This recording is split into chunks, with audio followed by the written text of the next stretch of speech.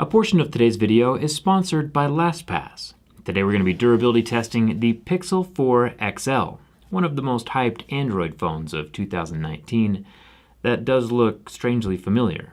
Huge thanks to LastPass for sponsoring today's video.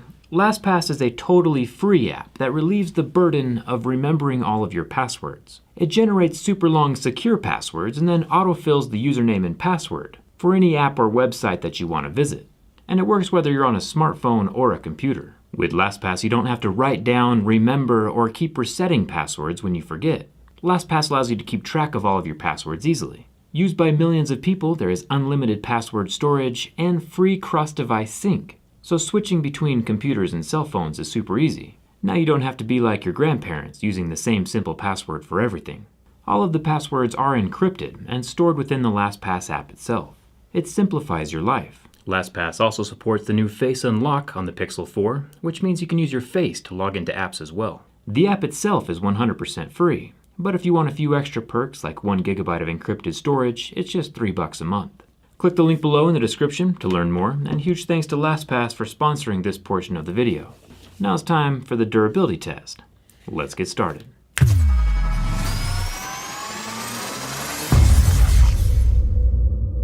So, the Pixel 4 is the most recent in Google's long line of smartphones. The Pixel lineup is a continuation of the Nexus lineup back in the day. It's kind of supposed to be the latest and greatest of what Android has to offer. You know, the pure experience. This latest version though looks mostly just like Pixel tried to copy iPhone's homework, didn't change anything, and still managed to get the answers wrong. Inside the box we get the USB-C to USB-C charging cord, along with a regular USB adapter, and an 18-watt charger, same as the charger included with the iPhone 11 Pros. Most phones released this year have either bezel-less displays or a small notch of some kind. The Pixel line probably got its feelings hurt last year with so many jokes about the bathtub notch, so it decided to just skip the notch entirely and go back to the bezels of 2017. That matched my 2.5-year-old Galaxy S8 perfectly.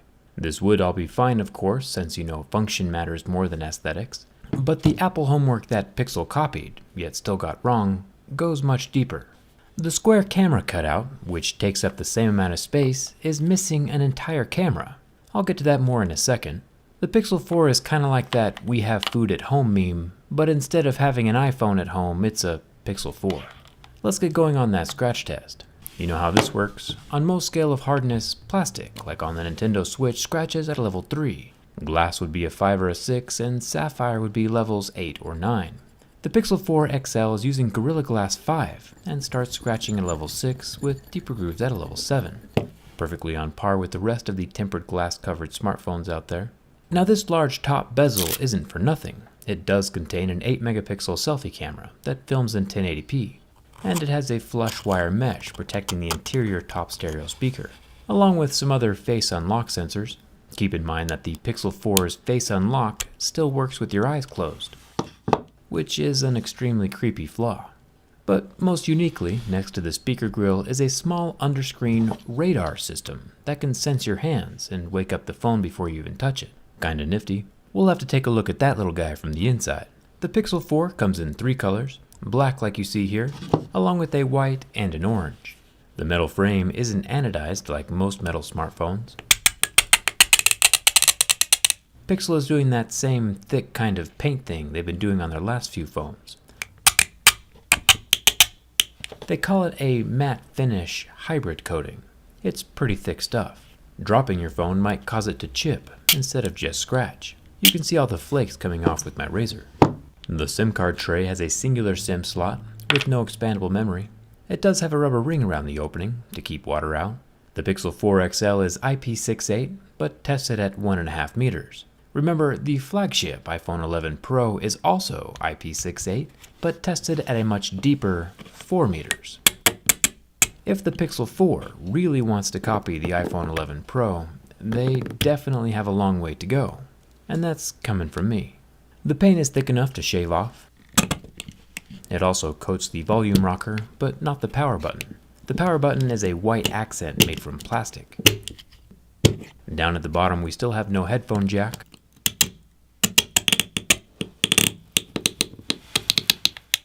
but we do have the 18-watt fast charge capable USB-C charging port. There is a nice plastic buffer layer between the glass screen and the metal frame of the phone that'll help protect the front glass during drops for the crazy people who don't like cases. Now let's check out this camera lens. The Pixel 4s this year have 2 cameras under this massive rear camera lens. It's scratch resistant and covered with glass.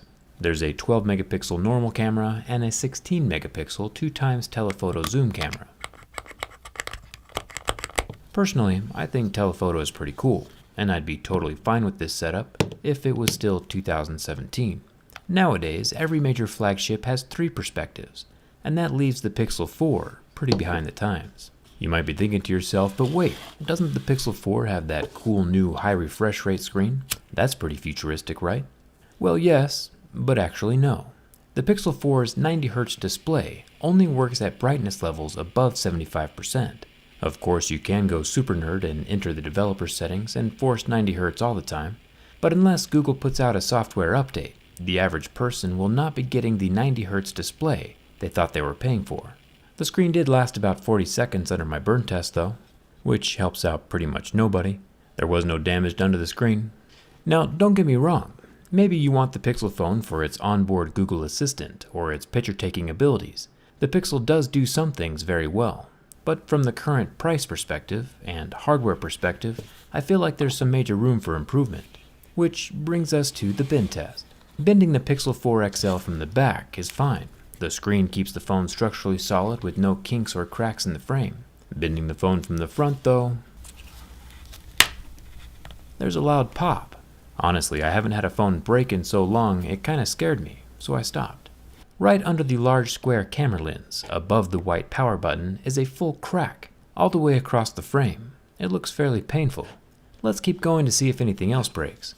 Continuing the bend, we hear another crack, this time on the other side, above the SIM card tray. The Pixel 4 is now snapped in 2 places, but it's still alive. Continuing on, we now have more cracks appearing at the bottom of the phone. The problem with the Pixel 4 XL is the antenna line placement. Every metal phone has antenna lines built into the frame.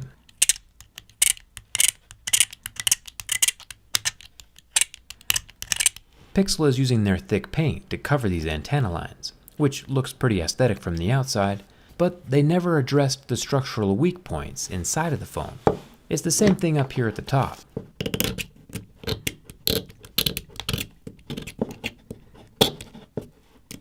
Another weak cracking point in the metal frame right next to the plastic antenna line.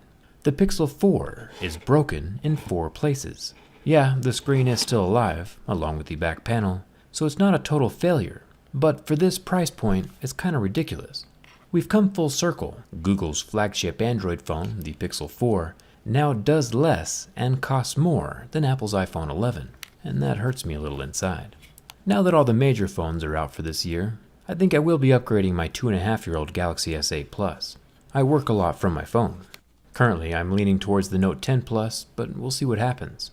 Google has the budget and power to make a Pixel device for the ages, but instead we got a budget-looking iPhone that isn't even structural. They aren't putting a whole lot of effort into innovation or competition, and it shows. There are quite a few mid-range smartphones that I would pick over this Pixel 4 flagship. We can always try again next year. Hit that subscribe button if you haven't already. Come hang out with me on Instagram and Twitter. And thanks a ton for watching. I'll see you around.